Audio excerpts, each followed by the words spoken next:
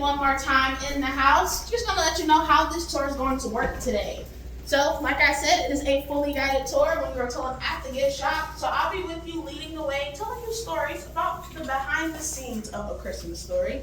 Starting here in the house, I'll let you know how they ended up finding this house to film some scenes from the movie. And then I'll give you all the time that you need to take your pictures, your videos, and reenact your favorite scenes.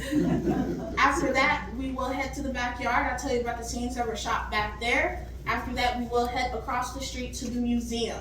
That's where we hold the actual props and costumes that were used during the production of the movie. And after that, we will end our tour at the 2 cars.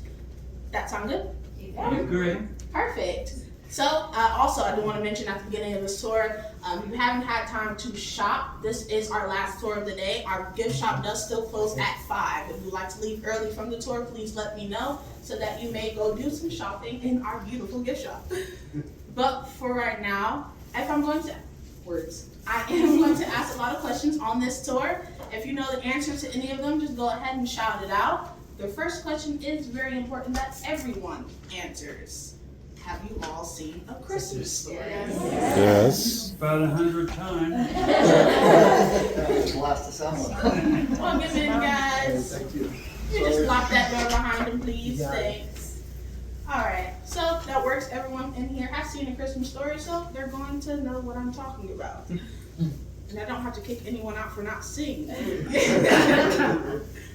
So A Christmas Story is actually based on the childhood of a man named Gene Shepherd. He is the writer and the narrator of A Christmas Story. That's the voice you hear throughout the entire movie. He grew up in Hammond, Indiana, a steel mill town in Indiana. Just like Cleveland, growing up to be a radio personality and an author. He put short stories into a book called In God We Trust, All Others Pay Cash. Now you see it in our gift shop. In that book, you'll find majority of the stories that make up A Christmas Story, like how his friend Flick got his tongue stuck to that flagpole. Yes, that happened in real life, so that's why it ended up in the movie. He was also telling the story verbatim on his radio show in New York. So the next man, Bob Clark, he was listening down in Florida. He thought the story was too hilarious, so he had to make it into a Christmas movie. They got together to write a screenplay and took it to MGM, their production company at the time. Now, when they asked for funding, I'm gonna let you know they did get a big fat no to start this journey. Well, that is because Bob Clark, the director, the last Christmas movie he did was a horror film called Black Christmas. They didn't think he'd be the right fit to do A Christmas Story, so they decided to make a deal with him. He also did another little film. Have you heard of Porky's? Oh, yeah. Are you a little ashamed that you've seen it? No. No? Not when I was 10. I was not. So in exchange for Porky's 2, they would then give him about $3 million to film A Christmas Story. That may sound like a lot, but that's actually a very low budget. So remember that. Now the next thing you need for a movie is location. How did they end up here in Cleveland? They were only here in Cleveland to film the department store scene. So Santa and his elves kicking those kids down the slide. That was an actual department store that allowed them to film inside after the Christmas season, using the toys and the decorations, saving them a little bit of money. Does anyone know the name of the department store from the movie? Macy's? Bailey. No. Starts with the H, if that helps. Higby's. Thank you, sir. Higbee's was the store that they filmed inside. That was here in Cleveland, downtown. If you want to visit after the tour, you can, but just make sure you have a little extra money in your pocket. It's now the Jack's Casino. Yeah. But while they were filming, they seen the smokestacks from the steel mill back there, wanted to get a few shots for the movie, and actually got lost looking for that steel mill. Cleveland streets aren't the best. They took one wrong turn, came down Rowley Avenue, and stumbled upon this house. Was not originally a part of their plan. Plan was to use a soundstage for this entire movie. But they thought this house was perfect because it's the only one on the street that had not been updated since the 1940s. So they come on the porch, knock on the door. No answer, everyone should be at work. So they thought it'd be a great idea to wait for the owner over in that bar, the Rowley Inn. Been over there for a very long time. Food's really good, by the way, if you haven't had dinner. But they asked the bartender while they're sitting there, who owns this house? Bartender tells them, the owner's sitting right there at the bar with you. Like I said, everyone should be at work. They asked him to film a little Christmas movie in his house. What do you think he said to that? No, why do you want those camera people in your home, right? But you're in a bar, what might you do to persuade someone? Some drinks. After a few rounds, the guy was still saying no. So what would you do then? Find food, that's a good one. I haven't heard that one yet. But yes, they did offer him some money, wrote him a check for $20,000, be worth about $60,000 today, and then he practically threw his keys at them because he needed that kind of money. They did some outside scenes and also did some inside scenes once they got the house. Jog your memory. Randy getting ready with the mom. I can't put my arms down. That was filmed here. Bumpus dogs running through to grab the turkey. That was filmed here. One of the biggest things, the major award crate was delivered to this very house. Now we do have a crate in the corner if you guys want to turn around very quickly. Can anyone tell me what it says above fragile? This end up. His end up. His end up. Now what should it say? This end. This end up. Now when you're watching the movie tonight after the tour, yes, I know you will. When you're watching, the crate outside on the porch when it's delivered does say this end up, but they bring through the door magically it says his end up. That's because production didn't measure the door frame before building the crate, so they had to cut about 6 inches off the side and then cut off of that teeth. If you've seen this movie many times, you probably noticed, but if you haven't, it's there. And lastly, guys, the Parker family that enjoyed this house while they were living here, their pictures are up on the wall. Peter Billingsley played Ralphie, Ian Petrella played Randy, Belinda Dillon played the mom, and Darren McGavin played the dad, or the old man as they called him. Now, out of those 4 choices, guys, who do you think was not the first choice to be casted? Probably Ralphie, star of the movie. All right, until you're all wrong. Get 3 more guesses. Belinda, the mom, The old man. The dad, huh? Ralphie. Well, it was the dad. If you said that, you are correct. That is because I told you guys, Bob Clark, his first love was horror films. They wanted someone from that genre. Have you guys seen another big movie from the 80s called The Shining? Yes. Who played the dad in that one? Jack Nicholson. Jack Nicholson is who they originally wanted for the dad in this movie. Oh wow. Can you imagine that? Not anymore, no. No? It wouldn't have worked. I think it would have been perfect. I like the scene where Randy's underneath the sink saying, Daddy's gonna kill Ralphie. Jack Nicholson walks in, has that axe, cherry on top. No? All right. Here's that. Right? But you guys get Darren McGavin because he was just much cheaper than Jack. So also he was a better fit in my opinion as well. But I have a lot more stories for you guys on this tour, but for right now, you can enjoy the house like they did when they were filming. Everything in here right now is interactive. Sit on the furniture, pick up the leg in that crate, go upstairs, touch, feel what you like. I just have 2 big rules out of it all. When you go upstairs, please stay off the beds. And when you're in that bathroom, do not put that soap in your mouth. I'll give a 2-minute warning when it's time to move on. Just get your attention one last time in the house. If you're still taking pictures, I'm pretty sure you can hear me. All right, so the very last thing I'm going to tell you is how the house was converted for tours and how you are inside today. So the gentleman they met in the bar gave him $20,000 to. He obviously got his house back when they were done filming. He passed the house on to his children, so the house stayed in the family, and that is consisting on fast forwarding to 2004. The children decided they were done with the house and wanted to sell it, and decided to sell it on eBay of all places. They obviously taglined it as a Christmas Story house, and everyone wanted a piece of the pie. Highest bid had gone up to $99,000. So you enter a man named Brian Jones. He was already a big fan of this movie. He was running the Red Ryder Leg Lamp Company. He started selling leg lamps first from his apartment, then a garage, then a warehouse. So he already had a lucrative business, but wanted to expand by buying the house.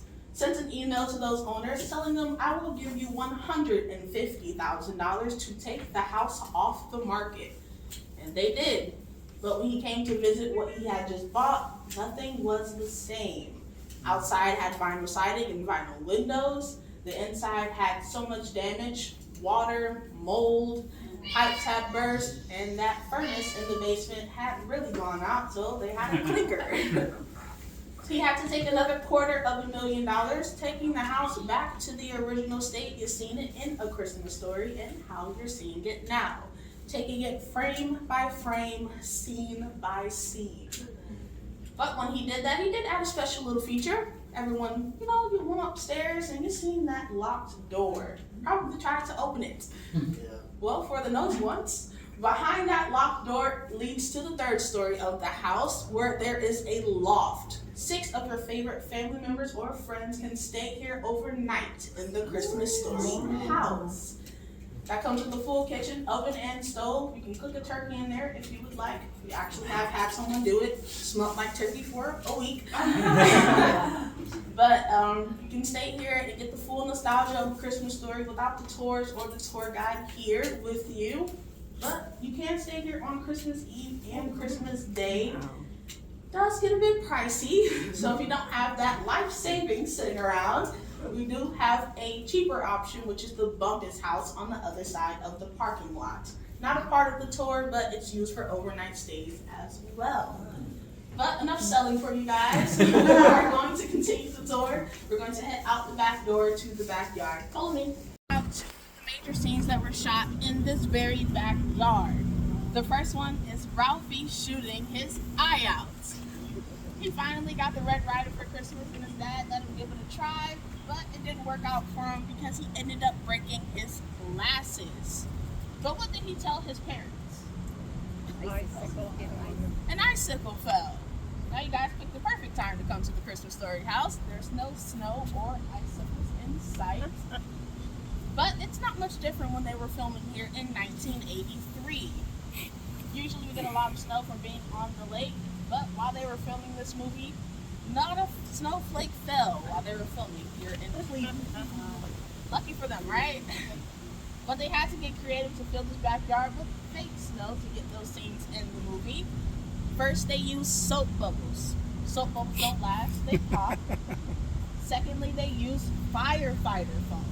A lot of productions used it at the time. They didn't know it was carcinogenic, just had some kids rolling around in it. And lastly, for the falling snow, you have the perfect scene where the parents are sipping on those cherries, Christmas tree is lit, that white stuff is falling down. What do you think they used for that? It's a good guess. Flocking? I hear that one a lot. It actually was instant mashed potato flakes.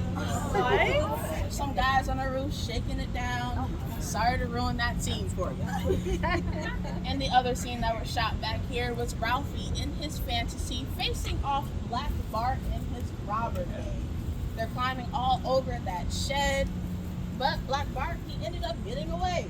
He hopped over that fence and got on a horse. What was Ralphie's parting words to him?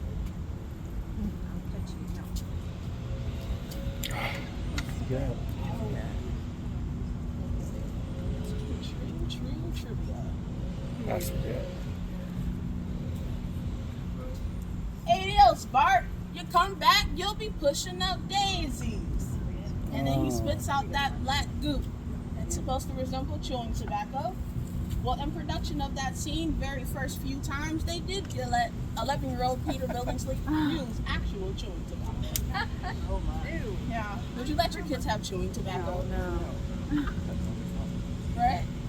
Now, his mom did want them to switch it out for something more kid-friendly. So they switched it out for ground-up raisins. Ew. It works, right? It works. I'll give you about a minute or two. Take some pictures back here if you would like, and then we're gonna head across the street. In front of our 2-car garages, I'm gonna start with the fire truck because that's the safe flick from having his tongue stuck to that flagpole. And I'm gonna ask you guys, raise your hand for yes, you believe his tongue was actually stuck to a cold pole. And I did just tell you about firefighter foam and chewing tobacco. They didn't like these kids much, I don't think. All right, raise your hand for no. All you deadbeat downers. You never had anyone try it after watching this movie? Lost a couple taste buds? No, but before. Well, I guess majority of you are correct. No, his tongue wasn't actually stuck to a cold pole. So let's ruin it for you. How did they get that scene in the movie? Well, first, did you notice that the flagpole was in the back of the schoolhouse and not the front of the schoolhouse where it should be? Should be a dead giveaway that it wasn't a dead actual flagpole. Just a PVC pipe they painted to look like a rusty old flagpole. And getting his tongue stuck was the tricky part. They would drill a hole into that pipe, have him stick his tongue into it, and at the bottom there's a vacuum to suck his tongue so it didn't become detached. Now would you guys try that? Oh, yeah. No. Scott Schwartz had to endure that on that set. He was actually 14 at the time playing this role. Every other boy cast member was 8 through 11, so he was the oldest. He was teaching them all how to crank on set. Ordering room service to rooms at the hotel that didn't want it, ordering pizza boxes to those rooms, and starting water balloon fights on set. Bob Clark, he was getting tired of these shenanigans, so he wanted to get back specifically Ab Flick. They're filming the scene where his tongue is stuck to that pole, and he calls out, "Cut. Everyone go to lunch." They leave him there, arms flailing, vacuum on, out there all alone. So when you're watching this movie tonight and you see him out there all alone, he actually is. Cast and crew have gone to lunch.